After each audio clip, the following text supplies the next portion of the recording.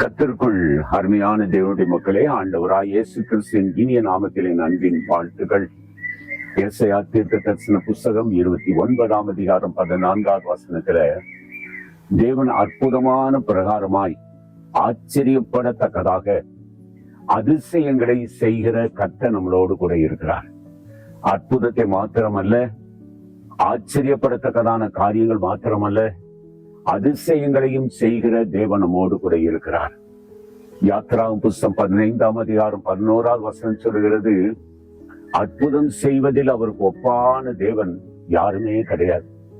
வானத்துக்கு கீழே பூமிக்கு மேலே அற்புதம் செய்வதில் அவருக்கு ஒப்பானவர், நிகரானவர், சமமானவர் ஒருவருமே கிடையாது.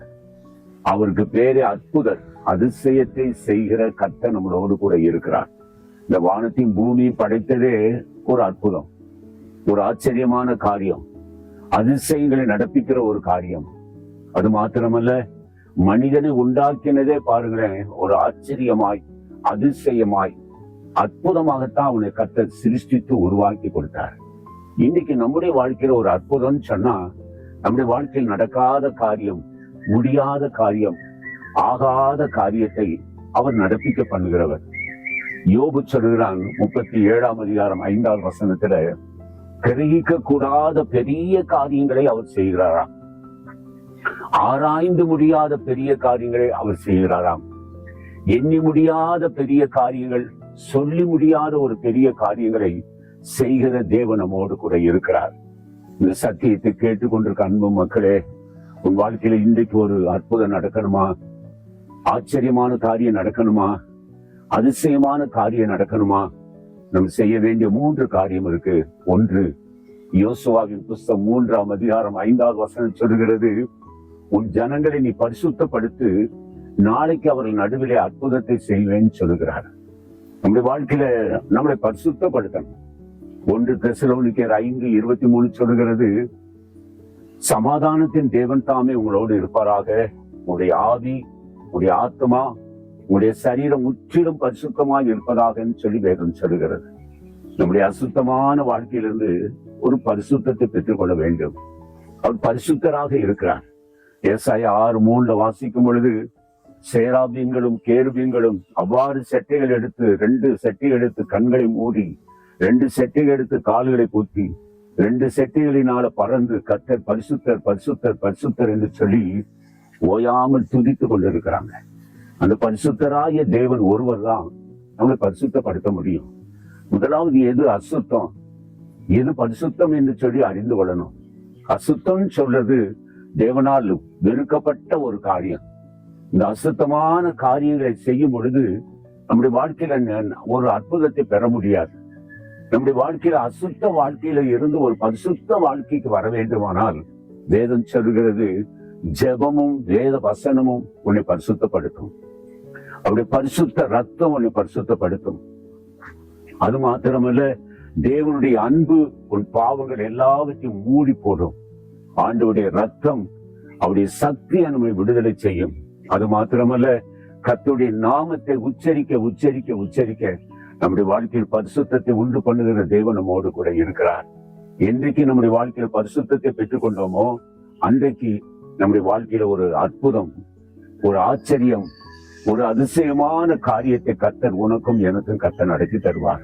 2வதாய், நம்முடைய வாழ்க்கையில ஆண்டவரிடத்துல நம்மை ஒப்பு கொடுக்கணும். ஒரு பெரும்பாடுள்ள ஸ்திரீ, அவளுக்கு உண்டானதெல்லாம் நிறைய வைத்தியர்களால் வருத்தப்பட்டு உண்டானதெல்லாம் செலவழித்தும் சற்று கொஞ்சம் கூட குறையாதபடிக்கு இயேசுவை தேடி வந்தாள். அநேக வைத்தியத்தை போனா, 2வது உண்டானது எல்லாம் செலவழிச்சா, ஆனா கொஞ்சம் கூட குறையாத நேரத்துல இயேசுவிடத்தில் வந்த பொழுது, இயேசு பக்கத்துல போக முடியாத சீஷர்கள் துரத்தினாங்க. அவருடைய வஸ்திரத்தின் தொங்கலை தொட்ட பொழுது அவருடைய வல்லமை அந்த வஸ்திரத்தின் வழியாய் கடந்து போய் 12 வருஷமாய் பெரும்பாலுள்ளவரை ஒரு நிமிஷத்தில் கர்த்தர் சுகப்படுத்தினார். லூக்கா 13ஆம் அதிகாரம் 11வது வசனத்தில், 18 வருஷமாய் கூலியாய் இருந்தவள் இயேசுவிடத்தில் வந்த பொழுது இயேசு அவளை தொட்டு, உன் பலவீனத்திலிருந்து விடுதலை பெற்றுக்கொண்டாய் என்று சொன்ன நிமிடத்தில் அவள் கூனி நிமிர்ந்தாள். ஆபிரகாமின் குமாரத்தியாய் காணப்பட்டாள். 36 வருஷமாய் பெதஸ்தா குளத்தில் பல வருஷ கணக்காய் காத்திருந்து தேவதூதர்கள் கலக்கும் பொழுது முன்னே போக முடியாத சொல் படுத்து கிடந்தவனை போய் பார்த்து, ஆண்டவர் நான் உனக்கு என்ன செய்யட்டும் என்று சொல்லி கேட்டு அவனுக்கு விடுதலை கொடுத்த கர்த்தர் இன்றைக்கு உன் கூட இருக்கிறார்.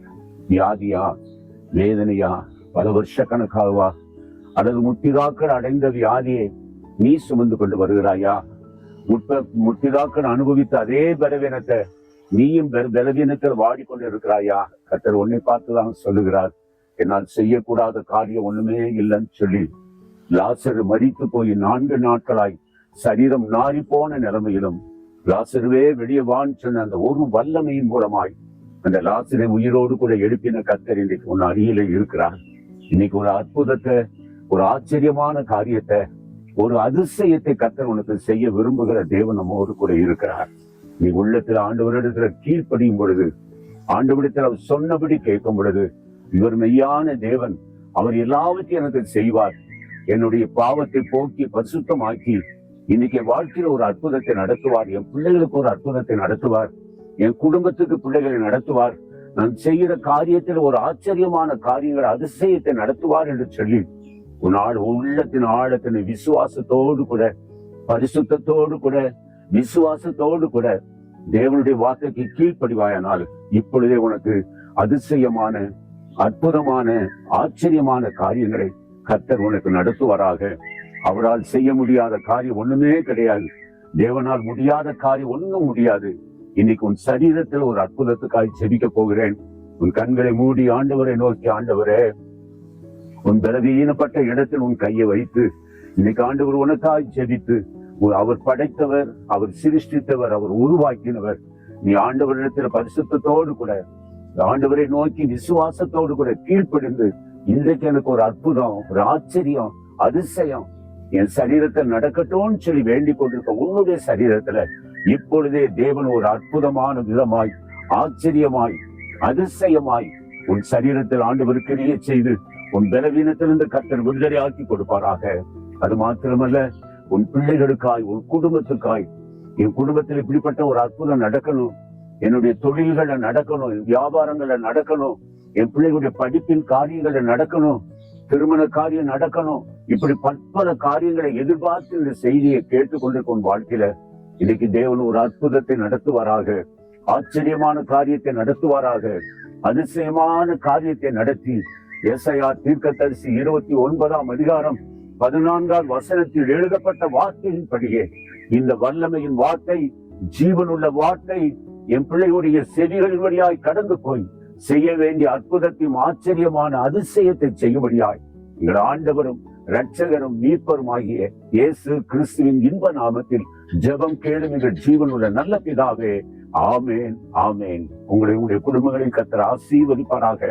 ஆமேன், ஆமேன், ஆமேன்.